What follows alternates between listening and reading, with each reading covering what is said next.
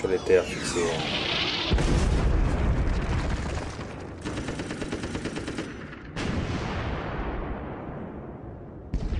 8 armées s'affrontent pour en avoir le contrôle.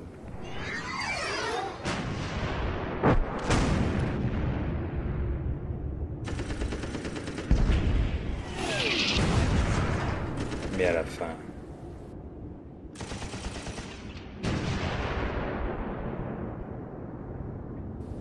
qu'une seule survivra.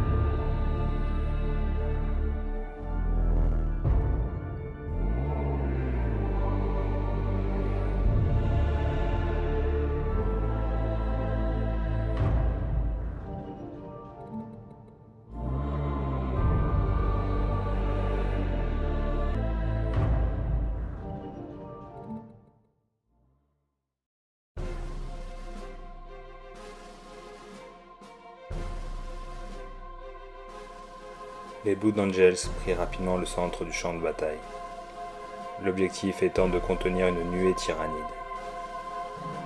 En soutien, un Warbringer de la Légio Océdax se dresse fièrement en haut d'une colline. Rapidement, les tyrannides atteignent les positions des Blood Angels.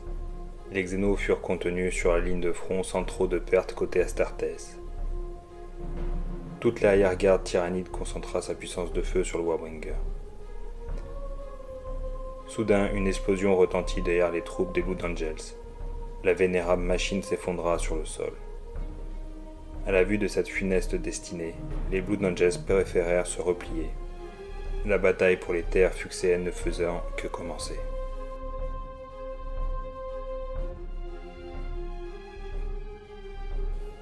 Les Eldar pénétrèrent sur les terres fuxéennes. Un portail warp s'ouvrit non loin de leur position et en sortit des légions du dieu Khorne.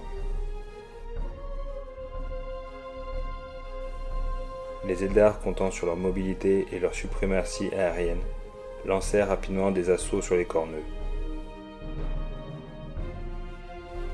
Malheureusement, peu survécurent.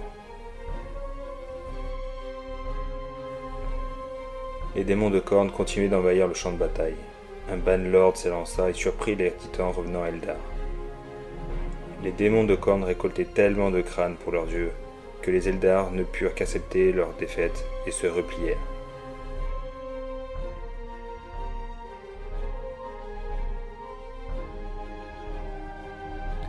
Les Sons of Horus débarquèrent sur le champ de bataille en Tornorok, non loin d'une cohorte de chevaliers impériaux. L'objectif premier de l'Imperium étant de détruire les Tornorok pour clouer au sol les Marines du chaos.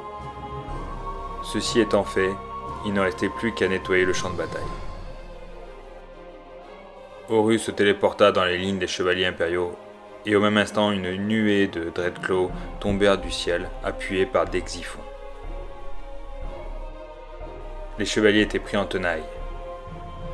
Après de âpres combats, les chevaliers impériaux préfèrent limiter les dégâts en sonnant la retraite.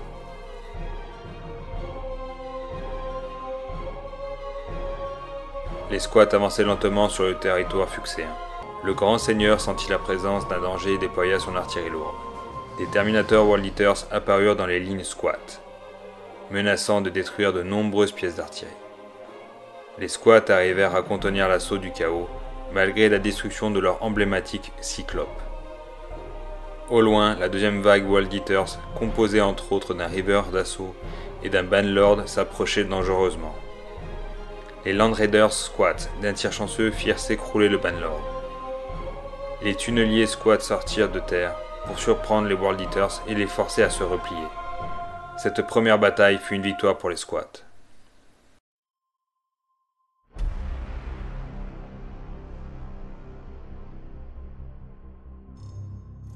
La deuxième ligne de front des World Eaters affronta les Blood Angels qui s'étaient repliés face aux tyrannides.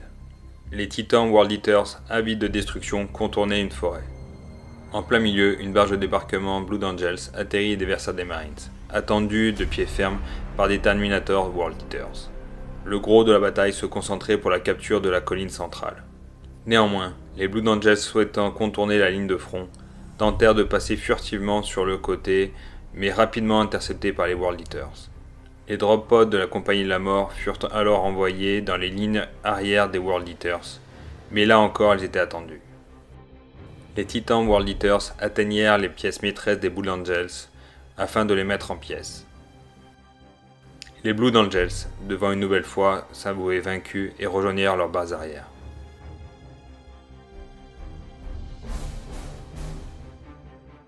Les chevaliers impériaux qui reformaient une ligne de front suite à la âpre défaite face à Horus tombèrent nez à nez avec les démons de Khorne. Les corneux avançaient méticuleusement, prenant tous les points stratégiques afin de ne pas être surpris par une quelconque résistance. L'affrontement ne pouvait être empêché. Les chevaliers impériaux se battèrent avec honneur. Mais malheureusement, furent balayés par les hordes du dieu du sang.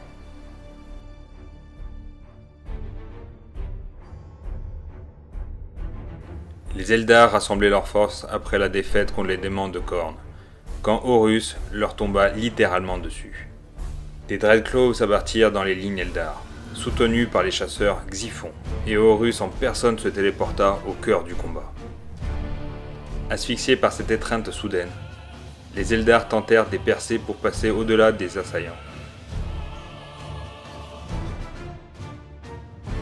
Les Sons of Horus prirent rapidement l'avantage sur le contrôle du champ de bataille, et ce malgré de lourdes pertes.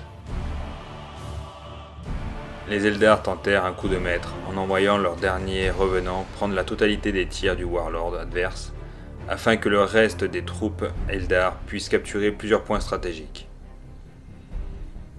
Néanmoins, les Eldar s'inclinèrent face aux Sons of Horus et battirent en retraite.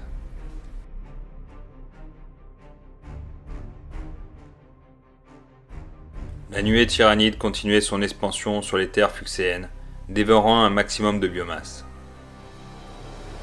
La ligne de front des squats était toujours en place et ne furent pas pris au dépourvu quand les tyrannides arrivèrent à leur portée. Un déluge de feu et d'obus s'abattirent sur les Xénos, réduisant considérablement leur force. Des termites furent envoyés au-delà des lignes tyrannides pour les prendre en étau. Seulement les tyrannides firent de même avec leurs trigons.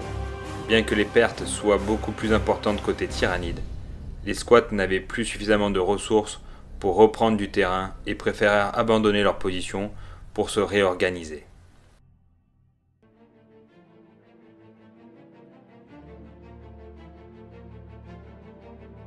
Les Sons of Horus, qui ont réussi à capturer face aux Eldar le spatioport, comptaient bien conserver cette région, sauf que les démons de cornes s'en approchaient dangereusement.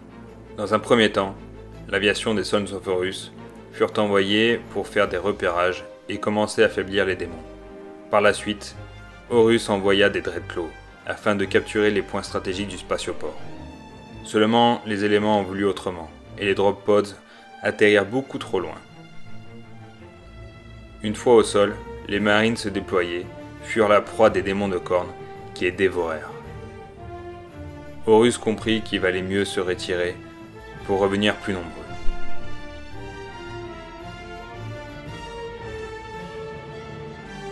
Les forces Blood Angels se déployèrent dans la vallée fuxéenne.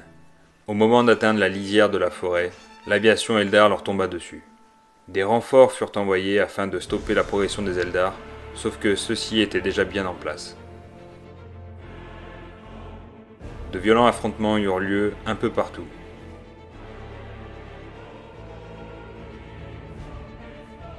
La compagnie de la mort fut envoyée en drop pod derrière les lignes ennemies, sauf qu'un maître mime perturba le déploiement et la bataille Eldar les attendait.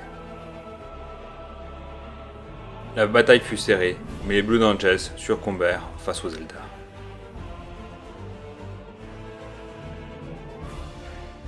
Les chevaliers impériaux prirent en embuscade les squats qui s'étaient redéployés.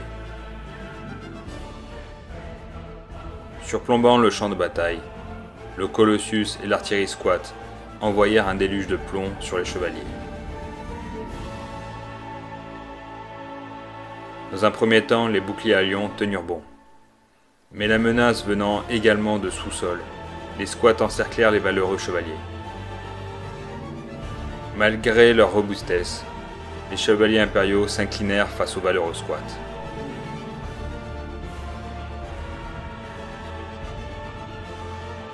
Les World Eaters qui s'étaient emparés de la ville eurent comme défi de contenir la vague tyrannide. Le Banlord était la cible privilégiée des tyrannides qui le harcelaient de toutes parts. La compagnie de Terminator World Eaters, accompagnée des Bouchers Rouges, se téléportèrent vers la Dominatrix afin de mettre fin à la bataille. L'avant-garde tyrannide revint en arrière pour protéger leur reine, tandis que la puissance de feu de l'arrière-garde stoppèrent net l'avancée du Banlord. Les tyrannides, une nouvelle fois, sortirent victorieux.